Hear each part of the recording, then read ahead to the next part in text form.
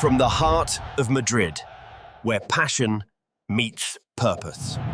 A legacy built by legends and a future written by rising stars.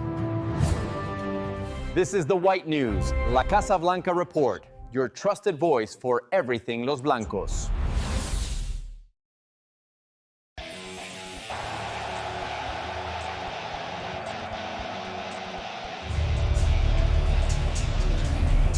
Welcome back to the White News La Casa Blanca Report. Real Madrid hit the road and hit their stride day with depth, structure and a few transfer sparks lighting up this week's headlines. Now, let's start our report with a quick match summary. Madrid took early control, setting rhythm and tempo, anchored by Tchouaméni at the heart of midfield. Managing Madrid praised the Frenchman's growing leadership, highlighting his calm control and ability to unlock Madrid's momentum from deep. The opener came in the minute 36th. Mbappé controlled a slick vertical pass from Arda Güler and finished cleanly to the far post. A sensitive pass from Arda Güler. Mbappé, with a smart turn, got away from the mark of defenders and finished sharply to the far corner. He was unstoppable. Brought on in the second half, Vinícius responded with sharp intensity, answering recent questions around his role and mindset.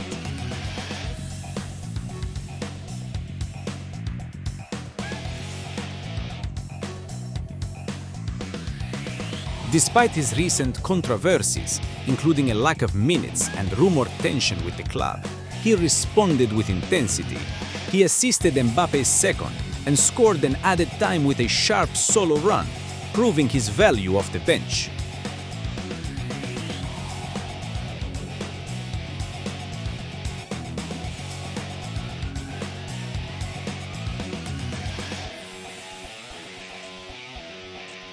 Real Madrid won 3-0. The result may look straightforward, but unlocking part defenses is something that still needs refinement. Now that the scoreline's clear, let's break down what really shaped this win.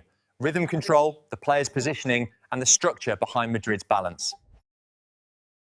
Let's begin with the overall stats. According to SofaScore, Madrid had complete control, dictating tempo, generating high-quality chances, and conceding none. The 3-0 scoreline reflects more than just dominance in possession and shots. It mirrors Madrid's superiority in chance creation and expected goals. However, the reality was not quite the same. Madrid took 26 shots, but only 10 were on target and 10 were blocked. That's a lot of wasted attempts. Here you can see that most of the shots came inside the box, good positioning, but the finishing wasn't always sharp. They created 4 big chances, but missed 3 of them. Yes, Madrid scored 3 goals, slightly above their 2.68 expected goals, but the numbers suggest they could have scored even more. Against Oviedo, that's fine. Against stronger opponents, missing this many clear looks could be dangerous. We can say that Real Madrid still has 2 key issues to solve here. 1, breaking down low-block defensive teams whose players can crowd the box and force wasteful shots. And 2, decision-making in the final third, choosing better when to shoot, pass, or recycle.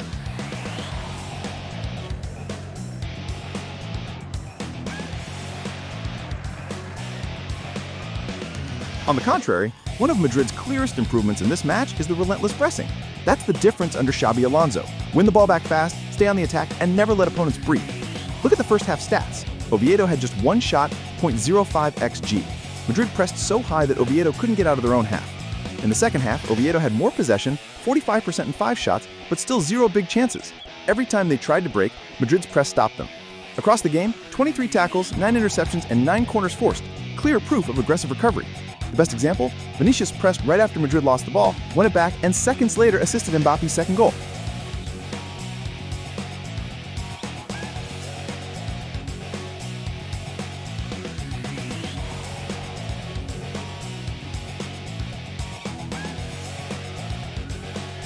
Real Madrid's 3-0 win away to Real Oviedo wasn't just another routine league game. It was a match that showed Xabi Alonso's tactical fingerprint in the clearest way yet. Yes, Mbappé scored twice and Vinícius came off the bench to shine, but the real story was in who Alonso chose to start, who he left on the bench, and why. Let's break it down player by player. Number 1, Carvajal, the captain over Trent. At right back, Alonso had a choice, Trent Alexander-Arnold or Dani Carvajal.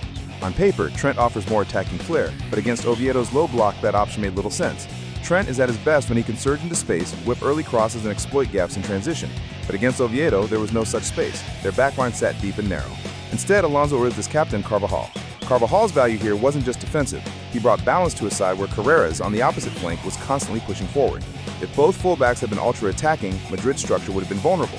With Carvajal holding discipline on the right, Madrid could flood the left through Carreras while still staying compact. And beyond tactics, there's leadership. Carvajal knows how to manage the rhythm of these tight games. He's calm, he presses at the right moments, and he organizes the backline. Against Oviedo, this maturity was priceless. Number 2, Rodrygo, starting instead of Vinícius. The second big call was the attack line. Many expected Vinícius to start. Instead, Alonso chose Rodrygo. Why? Because against a low block, Rodrygo's profile is better. He combines in tight spaces, plays 1-2s, drifts centrally, and helps circulate possession until the right opening appears. He doesn't always need open grass to hurt you, he can play in pockets. In the first half, Rodrygo was one of Madrid's liveliest forwards. He constantly asked for the ball, linked up with Güler and Mbappé, and helped keep Oviedo under siege. He may not have scored, but his movement was crucial in wearing down the defense. This was role-based selection at its finest. Not about form, not about names, about fit. Number 3, Vinícius Jr., the perfect impact sub. Now the moment everyone's talking about, Vinícius on the bench.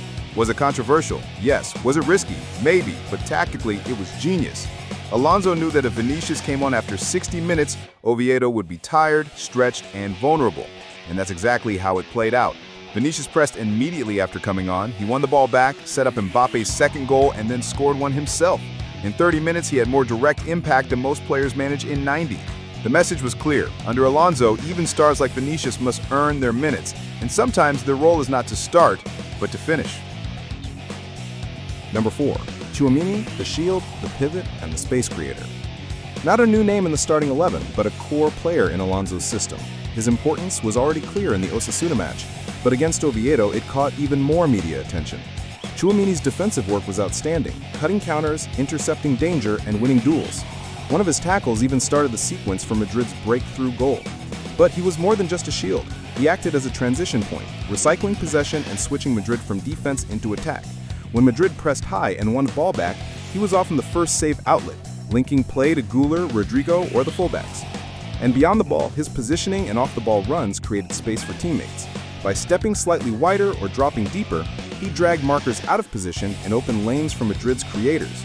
In other moments, his calm positioning gave others the freedom to push forward, knowing the defensive balance was secure.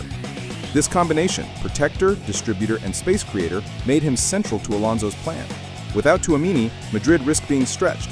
With him, they control transitions, structure, and rhythm. The last case, Antonio Rudiger, the enforcer. Facing an opponent like Oviedo, the pressure on Madrid's defense wasn't high, but this actually made it the ideal match for Rudiger to regain form after his time out of the lineup. With Madrid pressing high, the center back still had to cover large spaces behind. Rudiger's pace, strength, and aggression made him the perfect fit for that role.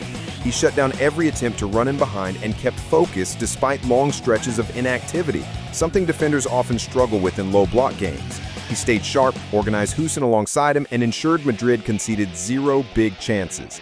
This wasn't just about defensive solidity. It was about a senior defender showing composure, regaining rhythm, and setting the tone with authority.